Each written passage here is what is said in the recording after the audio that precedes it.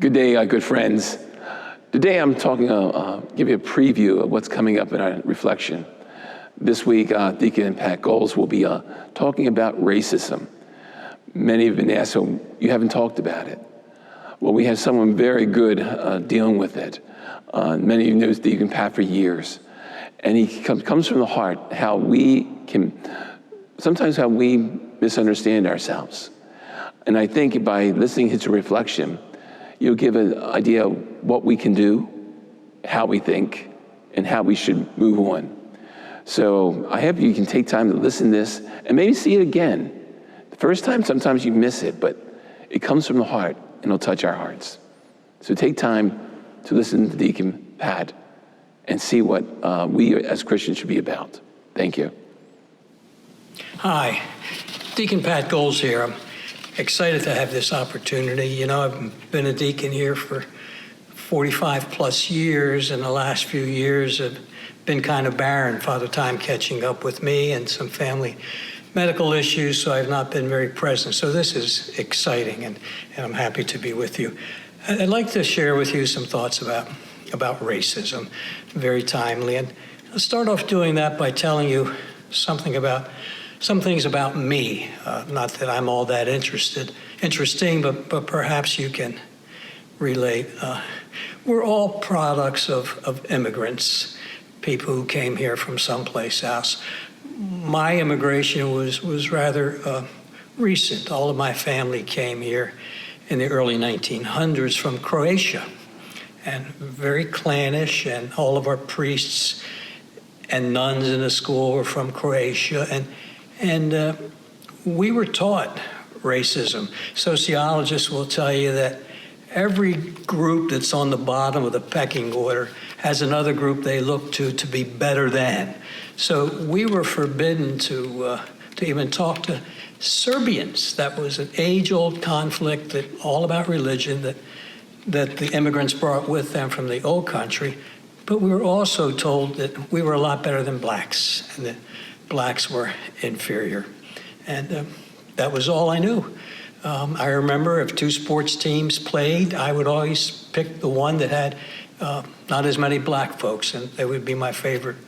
And then I went off to college at Mount St. Mary's and went to Frederick and saw for the first time colored and white restrooms. That was kind of a shock. And we moved to Bel Air. And when we moved to Bel Air, the schools were still segregated. And the laws were such in the town of Bel Air that black people didn't have the right to vote. So all of that is rather recent. And I'm a product of that kind of environment. Unlike some of my deacon friends, I still need notes. So pardon the glasses. So my background, just like yours, colors everything that I brought into adulthood. But yet, if you ask me now if I was racist, I would vehemently say absolutely not. No way. I've moved beyond that. But recent events have caused me to do a deep dive into my feelings and my attitudes, and I must admit that now the experts call it an unconscious bias. So I'm sure that I have that I have an unconscious bias to people who are different than me, not just black people. And why do I say that? Two sayings I want to share with you. Mother Teresa, Saint Mother Teresa, says that if there is no peace, and there certainly is no peace now, if there is no peace, it's because we have forgotten to see Jesus in one another. Forgotten to see Jesus. I see Jesus in folks I like.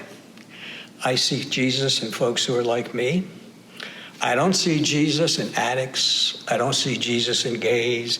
I don't see Jesus in guys on motorcycles with tattoos and chains. I don't see Jesus. And I was coming home from Baltimore the other day from Mercy Hospital, and it seemed like every red light on Route 40, there was somebody out there with a cup begging for money, homeless. I didn't see Jesus in any of those guys. By the time I got to the second or third red light, not only did I see Jesus, I was getting angry with them. So, didn't see Jesus. Mother Teresa, I'm guilty. The other saying, and I don't know who said it, and you've heard it before, the only thing necessary for evil to triumph in our world is for good people to do nothing. For good people to do nothing. And I wonder if we're among those. The problem seems so big. Perhaps we do nothing because we're working our own agenda and we can't wait till this is over so we can get back to business as usual. Or maybe the enormity of the problem just overwhelms us. What can we do? Well, we can solve the problem on a global issue, but I would invite you to a deep dive into your own hearts. Do some introspection into your hearts and examine your actions. If people see us and hear us, what do they know about us in terms of whether or not we see Jesus in other people, in all other people? We can't fix everything, but we can fix what's in our hearts. We can look in our hearts and see if there is something that needs to be fixed. I have great fears for where we are now. 20 years ago, 9/11, the country rallied around and we were one, and it didn't matter who was Democrat and who was Republican. We were all Americans. And now, 20 years later, we've never been more polarized. Everything is in black and white, and I don't mean race there, but such extreme positions, and we don't listen to other people.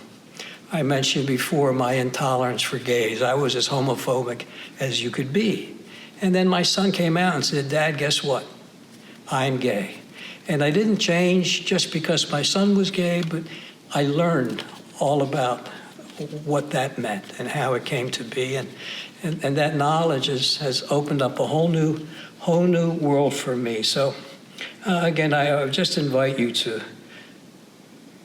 look into your hearts. I don't mean to indict you. Perhaps you are already where I should be and where I'm not. But wherever you are, I urge you to do the deep dive, not only in terms of racism, but deep dive in terms of how you feel about anybody who is different than we are. Look to see Jesus in them, especially those that we find very abhorrent and those that we find hard to like and to warm up to. So, was Mother Teresa talking about you? Was she talking about me when she indicted folks who failed to see Jesus in other people? Guilty, need to see Jesus in others, all others. So I pray that you and I pray that I have the courage to honestly reflect, to introspect, and then that we have the courage to act on what, in the quiet of our own hearts, and we know in the quiet of our own hearts where we are, that we have the courage to act on whatever it is in the quiet of our own hearts it calls us to fix. Please, I pray that we're not among the folks who allow evil to exist because we do nothing. Thank you for listening. God bless each one of you, and I hope I see you face to face, even if it's 6 feet away. Be well.